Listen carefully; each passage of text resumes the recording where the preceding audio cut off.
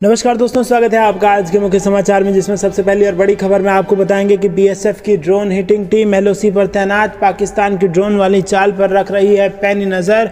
दूसरी बड़ी खबर में जिक्र होगा कि भारतीय दूतावास की हिफाजत करेगी आईटीबीपी, काबुल में हिमवीर कमांडो को मिली दोहरी जिम्मेदारी। तीसरी बड़ी खबर में आपको बताएंगे कि एलएसी पर तैनात भारतीय सैनिक दे सकेंगे चीनी सैनिकों को उनकी ही भाषा में जवाब, सेना की है बड़ी तैयारी। चौथी बड़ी खबर में जिक्र होगा कि सेना के जवानों को मिलेगी 4800 स्नाइपर राइफलें और 78 लाख गोलियां। और पांचवी बड़ी खबर में आपको बताएंगे कि अग्निपथ से जुड़ी बड़ी खबर, लद्दाख में अग्निपथ योजना का प्रचार कर रही सेना पूर्व सैनिकों के जरिए युवाओं को दे रही अग्निवीर बनने का संदेश। दोस्तों, हर एक खबर की गहराई में आपको ले जाएंगे, लेकिन उससे पहले अगर आपको भी देश की सेना और पीएम मोदी पर पूरा भरोसा है तो आप अभी इस वीडियो को लाइक कीजिए और लाल बटन को दबा के चैनल को सब्सक्राइब करके घंटी बजाकर कमेंट में लिखिए जय हिंद। दोस्तों, रुक करते हैं सबसे पहली और बड़ी खबर की तरफ। बीएसएफ की ड्रोन हिटिंग टीम एलओसी पर तैनात पाकिस्तान की ड्रोन वाली चाल पर रख रही है पैनी नज़र। जी हाँ दोस्तों, आपको बता दें कि पिछले कुछ महीनों से पाकिस्तान की तरफ से भारत के खिलाफ ड्रोन वाली साजिश रची जा रही है और उसकी सेना और आतंकियों ने आईएसआई के कहने पर ड्रोन के जरिए हथियारों, ड्रग्स और स्टिकी बम भेजने में लगे हुए हैं। पाकिस्तान की इस चाल को नाकाम करने के लिए बॉर्डर सिक्योरिटी फोर्स ने इंटरनेशनल बॉर्डर और एलओसी पर मोबाइल हंटिंग टीम तैनात कर दिया है। सूत्रों के मुताबिक इस टीम में पूरा एक टेक्निकल विंग होगा जो ड्रोन एक्टिविटी के इनपुट्स के आधार पर एक्शन लेगी। मकसद यही है कि सीमा पर कोई भी दुश्मन ड्रोन अगर नज़र आए तो उसको वहीं पर ध्वस्त करना है। वहीं आपको बता दें दोस्तों कि एजेंसियों के हवाले से जो खबर मिली है उसके हिसाब से पाकिस्तानी ड्रोन से हथियार और ड्रग्स भेजने के लिए आईएसआई ने कई ड्रोन सेंटर एलओसी पर इंटरनेशनल बॉर्डर पर तैयार किया हुआ है। दोस्तों, रुक करते हैं अगली बड़ी खबर की तरफ।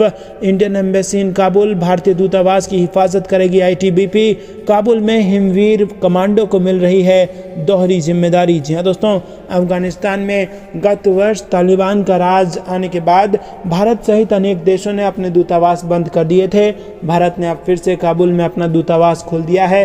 केंद्र सरकार में संयुक्त सचिव स्तर के एक अधिकारी के नेतृत्व में भारतीय तकनीकी दल अफगानिस्तान की राजधानी काबुल पहुंच गया है और वहां पर भूकंप से हुए नुकसान को लेकर ये दल मानवीय सहायता की प्रभावी ढंग से आपूर्ति सुनिश्चित करेगा। इस दल के साथ ही आईटीबीपी कमांडो ने भारतीय दूतावास की सुरक्षा की जिम्मेदारी संभाल ली है।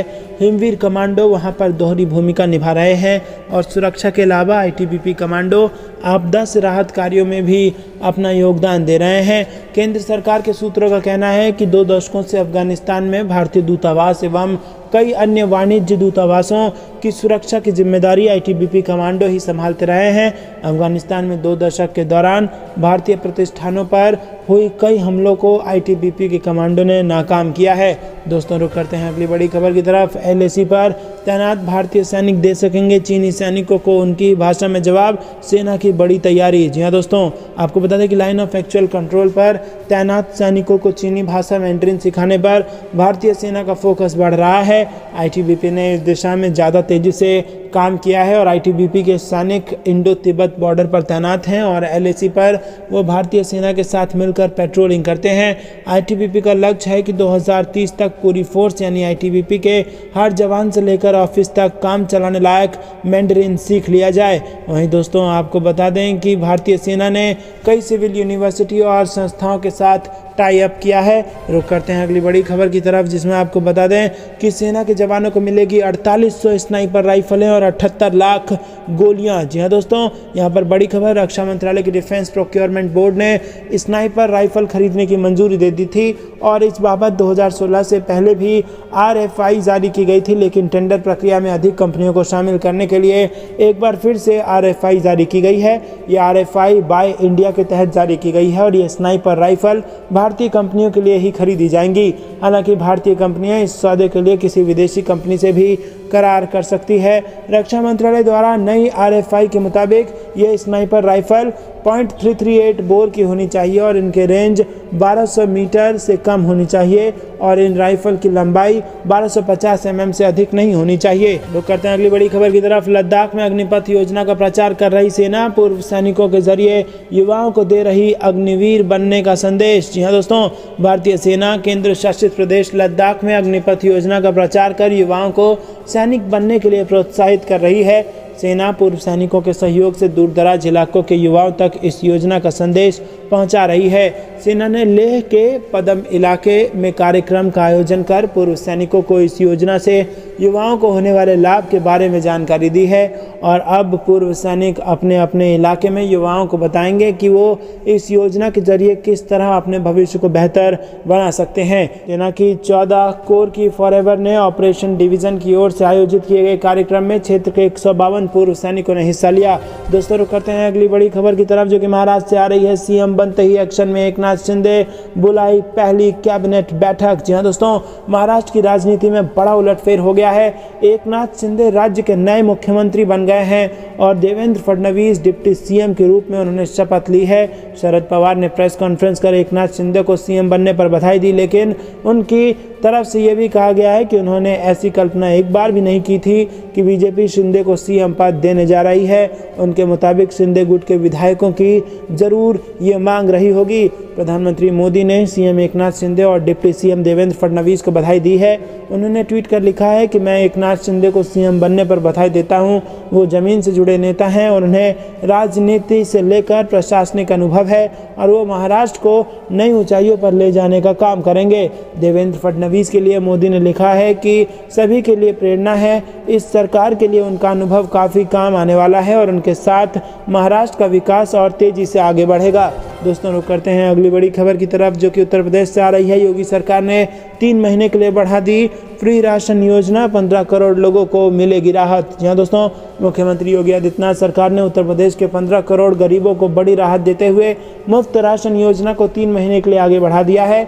अब प्रदेश के 15 करोड़ पात्र लोगों को सितंबर तक इस योजना का लाभ मिल सकेगा। गौरतलब है कि कोरोना काल में शुरू की गई इस योजना के तहत बीपीएल राशन कार्ड धारकों को फ्री में राशन दिया जा रहा है।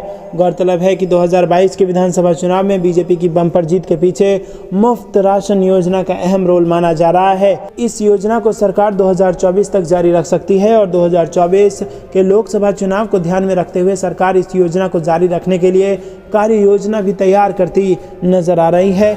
रुक करते हैं अगली बड़ी खबर की तरफ। आरबीआई ने महंगाई से निपटने का प्लान किया तैयार, कहा रिकवर हो रही है देश की अर्थव्यवस्था। जी हां दोस्तों, भारतीय रिजर्व बैंक ने गुरुवार को कहा कि भारतीय अर्थव्यवस्था रिकवर होने की राह पर है। हालांकि उच्च दर, महंगाई और भू राजनीतिक जोखिमों से सावधानी पूर्वक निपटने और स्थिति की बारीकी से निगरानी करने की आवश्यकता है। आरबीआई की 25वीं फाइनेंशियल स्टेबिलिटी रिपोर्ट में ये भी कहा गया है कि बैंकों के साथ साथ नॉन बैंकिंग वित्तीय संस्थाओं के पास झटके झेलने के लिए पर्याप्त कैपिटल बफर मौजूद है। दोस्तों रुक करते हैं अगली बड़ी खबर की तरफ। लोकसभा चुनाव 2024, वेस्ट यूपी की 6 सीटों पर पहले कमल खिलाओ तब मिशन 80 पाओ। जी हां दोस्तों, भारतीय जनता पार्टी 2024 के लोकसभा चुनाव में यूपी के एक तरफा जीत हासिल करने की रणनीति पर कदम बढ़ा रही है। उपचुनाव परिणाम से गदगद बीजेपी ने अपना लक्ष्य भी बदल दिया है। पिछले मिशन 75 था और अब 80 सीटें हासिल करना का टारगेट रखा गया है। हालांकि बीजेपी के इस लक्ष्य को भेदने के लिए वेस्ट यूपी को फतह करना लाजमी होगा। यूपी की हारी गई 14 सीटों में से 6 वेस्ट यूपी की है। दोस्तों रुक करते हैं अगली बड़ी खबर की तरफ। ऑपरेशन लोटस सफल, शाह की रणनीतिक आखिर फिर आई काम, उल्टा पड़ा शिवसेना का दाव। जी हां दोस्तों, साल 2019 के बाद महाराष्ट्र के रूप में तीसरे राज्य में भाजपा का ऑपरेशन लोटस सफल रहा। हालांकि इस सूबे में पार्टी को इसके लिए करीब 2.5 साल का लंबा इंतजार करना पड़ा।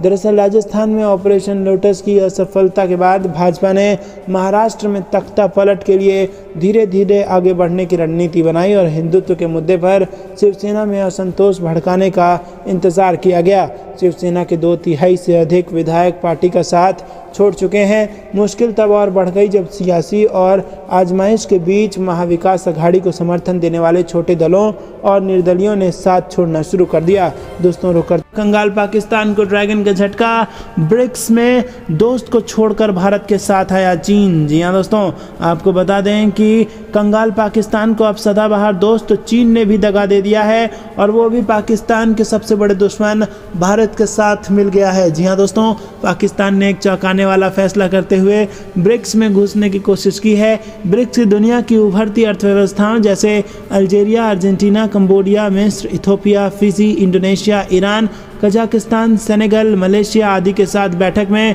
पाकिस्तान शामिल होना चाहता था, लेकिन भारत ने चीन के साथ मिलकर पाकिस्तान का रास्ता रोक दिया है। दोस्तों रुक करते हैं अगली बड़ी खबर की तरफ। LAC पर तैनात भारतीय सैनिक दे सकेंगे चीनी सैनिकों को उनकी भाषा में जवाब, सेना ने कर ली है इसको लेकर बड़ी तैयारी। जी हाँ दोस्तों, लाइन ऑफ एक्चुअल कंट्रोल पर तैनात सैनिकों को चीनी भाषा मैंडरिन सिखाने पर भारतीय सेना का फोकस बढ़ रहा है। ITBP के सैनिक इंडो तिब्बत बॉर्डर पर तैनात हैं और LAC पर वो भारतीय सेना के साथ मिलकर पेट्रोलिंग करते हैं। ITBP का लक्ष्य है कि 2030 तक पूरी फोर्स यानी ITBP के हर जवान से लेकर ऑफिसर तक काम चलाने लायक मैंडरिन सीख लिया जाए।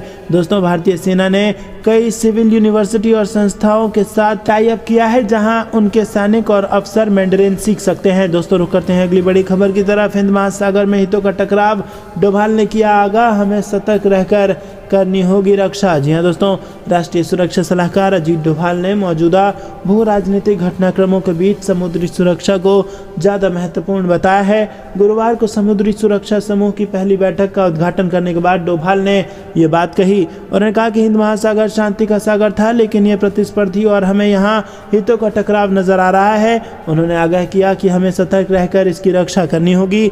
देश की समुद्री सुरक्षा को प्रभावित करने वाले महत्वपूर्ण नीतिगत मामलों पर चर्चा के लिए इस समूह की बैठक बुलाई गई है। बैठक की अध्यक्षता राष्ट्रीय समुद्री सुरक्षा समन्वयक वाइस एडमिरल रिटायर्ड जी अशोक कुमार ने की। डोभाल ने कहा कि तेजी से जटिल और चुनौतीपूर्ण हो रही परिदृश्य में समुद्री सुरक्षा अहम है। उन्होंने कहा कि भू राजनीतिक घटनाक्रमों को देखते हुए समुद्र ज़्यादा महत्वपूर्ण हो गया है। डोभाल ने कहा कि जमीन और समुद्री सीमाओं का महत्व बहुत अलग है। समुद्री सीमाओं पर आप तारबंदी नहीं कर सकते, वहाँ 24 घंटे सतर्कता बरत सकते हैं। जमीनी सीमाओं में संप्रभुता की अवधारणा अच्छी तरह से परिभाषित है। दोस्तों रुक करते हैं अगली बड़ी खबर की तरफ। भारत के इस कदम से पाकिस्तान परेशान, चीन, तुर्की और सऊदी से मांगी मदद। जी हाँ दोस्तों, पाकिस्तान ने अगले साल जम्मू कश्मीर में होने जा रही G20 बैठक का विरोध किया है और इस बैठक के बायकॉट के लिए वो G20 के अपने करीबी देशों चीन, तुर्की और सऊदी अरब से संपर्क साधने की भी तैयारी कर रहा है। द एक्सप्रेस ट्रिब्यून की रिपोर्ट के मुताबिक भारत जम्मू कश्मीर में G20 सम्मेलन के कुछ कार्यक्रमों की मेजबानी करने की योजना बना रहा है और भारत इस साल दिसंबर में G20 देशों की अध्यक्षता का पदभार संभाल लेगा। जियोपॉलिटिक्स, डिफेंस और राष्ट्रीय सुरक्षा थिंक टैंक WLVN एनालिसिस ने ट्वीट कर कहा कि जम्मू कश्मीर में G20 बैठक का बहिष्कार करने के लिए पाकिस्तान, तुर्की, चीन और सऊदी अरब से संपर्क करेगा। दोस्तों रुक करते हैं अगली बड़ी खबर की तरफ। लीक हुए दस्तावेज से चीन का असली चेहरा आया सामने, उइगर मुसलमानों के खिलाफ दमनकारी नीतियों से आखिरकार उठ गया पर्दा। जी हाँ दोस्तों, आपको बता दें कि चीन ने उइगर मुस्लिमों पर कैसे जुल्म किए जाते हैं, इससे अब पर्दा उठ गया है। सिंचियांग उइगर बहुसंख्यक क्षेत्र के नज़रबंदी शिविरों से मिले लीक दस्तावेज इस बात का खुलासा करता है कि चीनी सरकार किस प्रकार से उइगरों के खिलाफ नरसंहार की योजना बनाती है। ये दस्तावेज सिंचियांग पुलिस की फाइलें बताई जा रही हैं। आपको बता दें कि रेडियो फ्री एशिया के अनुसार इन फाइलों में 20,000 से ज़्यादा हिरासत में लिए गए उइगरों के बारे में जानकारी मिली हुई है। रुक करते हैं अगली बड़ी खबर की तरफ। PM मोदी ने MSME को दी सौगातें, बोले हमारी सरकार ने कोरोना काल में भी छोटे उद्यमों का नहीं छोड़ा साथ। जी हाँ दोस्तों, यहाँ पर उद्यमी भारत कार्यक्रम में प्रधानमंत्री नरेंद्र मोदी ने देश के MSME क्षेत्र के लिए कई योजनाओं की नई विशेषताओं का शुभारंभ किया। PM ने इस कार्यक्रम में MSME क्षेत्र के उत्कृष्ट लोगों को पुरस्कृत भी किया और इस दौरान उन्होंने कहा कि भारत का एक्सपोर्ट लगातार बढ़े, भारत के प्रोडक्ट्स नए बाज़ारों में पहुंचे, इसके लिए देश के MSME सेक्टर का सशक्त होना बहुत ज़रूरी है। PM मोदी ने कहा कि हमारी सरकार इस क्षेत्र के समर्थ और सेक्टर की असीम संभावनाओं को ध्यान में रखते हुए निर्णय ले रही है और कई नई नीतियां बनाई गई हैं। उन्होंने कहा कि अब रेहड़ी पटरी वालों को भी बिना गारंटी के लोन मिल रहा है। दोस्तों, आपको बता दें कि PM मोदी ने अपने संबोधन में बताया कि MSME सेक्टर को मजबूत बनाने के लिए सरकार ने पिछले 8 साल में इस क्षेत्र के बजट में 650% से ज़्यादा की बढ़ोतरी की है और PM मोदी ने कहा कि हमारे लिए MSME का मतलब मैक्सिमम सपोर्ट टू MSME है। दोस्तों, रुक करते हैं अगली बड़ी खबर की तरफ, जिसमें आपको बता दें कि घाटी में बम हुआ माहौल, जंगल से शहर तक कड़ा पहरा, पहलगाम आधार शिविर से ग्राउंड रिपोर्ट। जी हाँ दोस्तों, 2 साल बाद शुरू हुई अमरनाथ यात्रा के लिए जम्मू से कश्मीर तक बाबा बर्फानी के जयकारे गूंज रहे हैं और पूरा माहौल शिवमय हो गया है। सुरक्षा की अभूतपूर्व व्यवस्था है। खेत खलिहान जंगल वाले इलाके से लेकर मकानों की छतों तक सुरक्षा कर्मियों की तैनाती है। पहलगाम और बालटाल आधार शिविर जाने वाले अमरनाथ यात्रियों के जत्थे का रास्ते भी जोरदार स्वागत किया गया और मुस्लिम समुदाय के लोगों ने भी बढ़ चढ़कर अगवानी की। कई जगहों पर पुष्प वर्षा की गई। रास्ते में लंगर वाले मेहमानों का पल के बिछाकर इंतजार करते हुए नुनवान आधार शिविर के बाहर कड़ा पहरा रहा। दोस्तों, जम्मू के भगवती नगर आधार शिविर से बुधवार सुबह यात्रा 4:45 बजे कड़ी सुरक्षा के बीच निकली और यात्रा के मद्देनजर सुरक्षा बलों की पेट्रोलिंग रात भर पूरे जम्मू कश्मीर हाईवे पर गश्त करती रही। रुक करते हैं अगली बड़ी खबर की तरफ। कल से देश में सिंगल यूज प्लास्टिक पर प्रतिबंध। झंडे, कैंडी व गुब्बारे सहित 19 उत्पादों पर लागू हो जाएगा ये नियम। जी हाँ दोस्तों, भारत सरकार 1 जुलाई से सिंगल यूज प्लास्टिक पर प्रतिबंध लगाने जा रही है। इससे लोगों की रोजमर्रा की जिंदगी पर सीधा असर पड़ेगा, लेकिन प्रदूषण और कचरा कम करने के लिए सरकार ये सख्त कदम उठाने को लेकर प्रतिबद्ध नजर आ रही है। सरकार पहले ही ये निर्देश दे चुकी है कि 30 जून 2022 से पहले स्टॉक खत्म कर दिया जाए। दोस्तों, रुक करते हैं अगली बड़ी खबर की तरफ। 110 देशों में बढ़ा कोरोना और ओमिक्रॉन वायरस पर नजर रखना हुआ मुश्किल। जी हाँ दोस्तों, WHO ने बुधवार को कहा है कि कोरोना वायरस महामारी बदल रही है, लेकिन ये खत्म नहीं हुई है। WHO ने चेतावनी दी है कि 110 देशों में कोरोना के मामले बढ़ रहे हैं। WHO के director general Tedros Adhanom Ghebreyesus ने कहा है कि ये महामारी बदल रही है, लेकिन खत्म नहीं हुई है। कोविड-19 वायरस को ट्रैक करके हमारी क्षमता खतरे में है और जीनोमिक सीक्वेंस के बारे में रिपोर्टिंग घट रही है। रुक करते हैं अगली बड़ी खबर की तरफ। देवेंद्र फडणवीस लेंगे 2 जुलाई से पहले शपथ। एकनाथ गुट बना रहा है प्लान। क्या है तैयारी? जी हाँ दोस्तों, भाजपा की प्लानिंग ये है कि 1 जुलाई तक ही शपथ का कार्यक्रम पूरा हो जाए, क्योंकि 2 जुलाई से हैदराबाद में राष्ट्रीय कार्यकारिणी की बैठक होने वाली है और इसमें फडणवीस समेत कई नेता हिस्सा लेंगे। दोस्तों, रुक करते हैं अगली बड़ी खबर की तरफ, जो कि BSF से जुड़ी आ रही है, जिसमें आपको बता दें कि आतंकियों को पलक झपकते ढेर कर देंगे BSF के स्पेशल 70।